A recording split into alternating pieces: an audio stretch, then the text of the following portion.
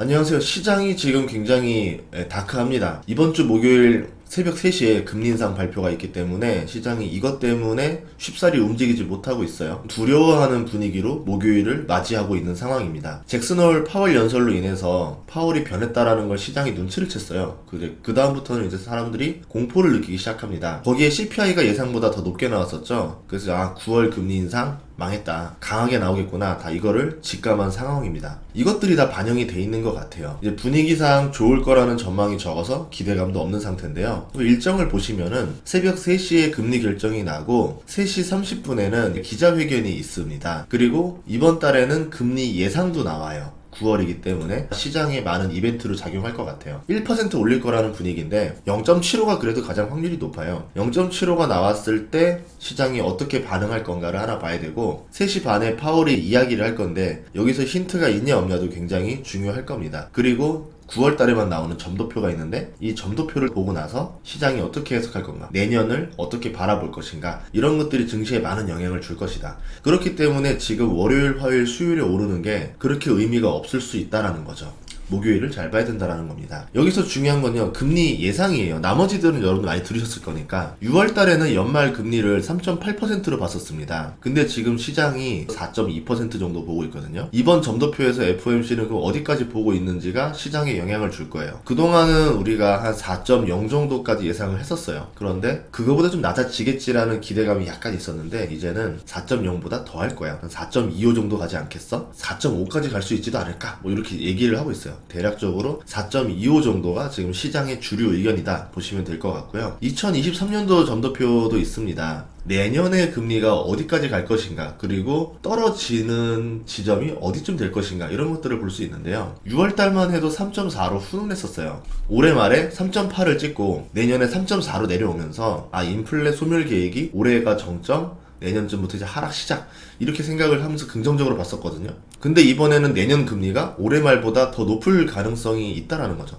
아마 내년 상반기 때는 4.5 이상 올라가지 않겠는가, 이렇게 많이 보고 있습니다. 그러다가 내년 하반기에 금리가 꺾일 거냐, 이게 굉장히 중요한 거거든요. 점도표를 보면은 예상 금리에 대한 분포표가 나와요. 예를 들어 4.5를 가장 많이 보고 있는데 4.25, 4.0까지도 몇 명들이 보고 있다. 4.75로부터는 그렇게 많이 안 보고 있다. 이런 식으로 분포표를 보면서 4.5 밑으로 보고 있는 거냐, 4.5 위로 보고 있는 거냐, 이런 것들도 잘 보시는 게 중요하다라는 거죠. 그리고 그 금리가 언제쯤부터 떨어질 거라고 예상을 하고 있는가, 이런 것들이 시장의 분위기를 많이 줍니다. 그것들이 확실한 것들은 아니겠지만 그래도 전문가들, 위원들이 이렇게 본다라는 거는 앞으로 시장이 이런 형태로 움직이겠구나, 일종의 가늠자 역할을 하기 때문에 지금 상황에서는 중요한 역할을 한다라는 겁니다. 물론 이런 것들이 잘 나온다 하더라도 30분 뒤에 파월이 발언을 할 거예요. 그러면은 시장의 운명이 거의 결정됩니다. 아무리 지표가 나쁘게 나왔다 하더라도 연준 의장이 긍정적으로 본다, 이렇게 보는 거랑 아무리 잘 나왔다 하더라도 부정적으로 본다, 이렇게 발언하는 거랑 달라요. 지금 분위기는 나쁘게 나올 거를 예상하고 있어요. 나쁘게 나올 거에서 앞으로 파월이 더 나쁘게 볼 거냐, 아니면 여기서 긍정적인 멘트를 해주냐에 따라서 시장이 바뀔 겁니다. 아마 긍정적인 멘트에 시장이 많이 기다릴 것 같아요. 한마디만 해봐, 그러면은 상승할 거야, 이런 분위기인데 파월도 눈치를 챈 것 같아요. 잭슨홀 때도 되게 발언이 짧아졌거든요. 애매한 말 해가지고 괜히 시장에 이상한 힌트를 주느니 그냥 짧게 확실한 메시지만 보내는 게 낫다라고 판단을 한 거죠. 저번에 7분인가 했을 거예요. 이번에도 발언이 길지 않을 거로 예상되는데 여기에서 과연 짧은 힌트를 찾아낼 수 있을 것이냐 없을 것이냐가 그날 시장의 분위기를 줄 거다. 근데 우리는 여기에 휘둘리지 말고 전반적인 뷰를 보는 게 훨씬 더 낫습니다. 예를 들어서 파월이 금리 인상 속도를 조절하겠다, 물가가 잡히고 있다, 금리 인하 가능성이 있다, 이런 비둘기적인 발언이 나오면 시장이 상승하겠죠. 잭슨홀 미팅 때처럼 시장에 희망 주는 발언 없이 물가를 잡는 것만 신경 쓰겠다, 물가가 너무 높다, 우리는 더 강하게 금리를 올리겠다, 이런 발언들이 나오면은 지수가 더 내려갈 수도 있습니다. 한마디로 지금 미래의 경제를 가지고 홀짝 발표를 기대하고 있는 셈인데 문제는 파월도 미래를 맞출 수 있는 사람이 아니라는 거예요. 작년에 파월도 인플레 별로 문제 아니라고 했었어요. 그리고 1년 만에 지금 난리가 나 있습니다. 당장 금리를 강하게 올리겠다 발언을 했는데 나중에 보니까 물가가 빠르게 잡혀버려요. 그러면 또 말을 바꿀 수가 있다라는 거죠. 확실한 지표가 아닙니다. 다들 예상하는 거예요.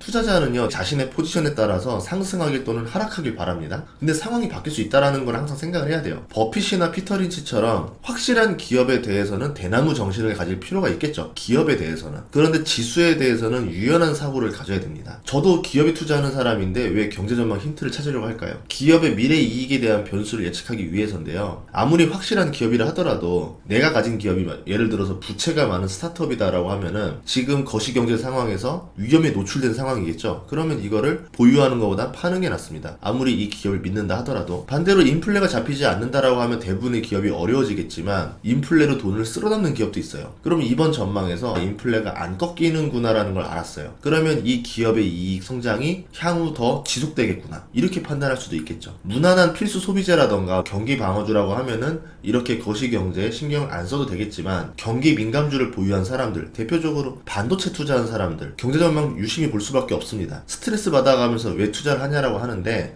주식 투자자가 행복한 순간은요, 이 추수를 할 때인 거예요. 1년 내내 행복한 적은 별로 없습니다. 씨를 뿌리고 밭을 가는 시기는 힘들어요. 비가 많이 와도 힘든 게 농사고요, 비가 안 와도 힘든 게 농사예요. 주식도 마찬가지예요. 그런 스트레스를 받아가면서 대비하고 문제를 해결하고 조절해가면서 추수할 때까지 내 주식을 잘 지켜내야 되는 겁니다. 스트레스를 받는 거를 그냥 당연하게 생각해야 돼요. 스트레스 없이 적은 수익률을 내는 방법들은 많습니다. 근데 스트레스 없이 큰 돈 버는 방법은 저는 없다라고 봐요. 그래서 투자자라고 하면은 목요일 새벽에 나오는 힌트를 잘 봐야 되고, 증시가 얼마나 두려움을 반영하고 있는지도 잘 보면 좋겠습니다. 지금 시장은 나쁜 거를 예상하고 지수가 하락한 상태잖아요. 시장의 유동성이 다시 늘어나야 지수가 상승할 수 있는데, 과거에 코스피 3300이라던가 나스닥 16000을 지금의 유동성에서 기대하기는 어렵다라고 봅니다. 하지만 그런 와중에도 잘 나가는 소수의 몇몇 기업들은 있을 거예요. 그 기업들의 투자는 매력적일 거라고 보는 거죠. 투자 난이도가 꽤나 높은 상황이에요. 지금의 인플레 유동성을 모두 고려해서 기업을 선택한다라고 하면요, 나에게 인플레를 전가할 수 없는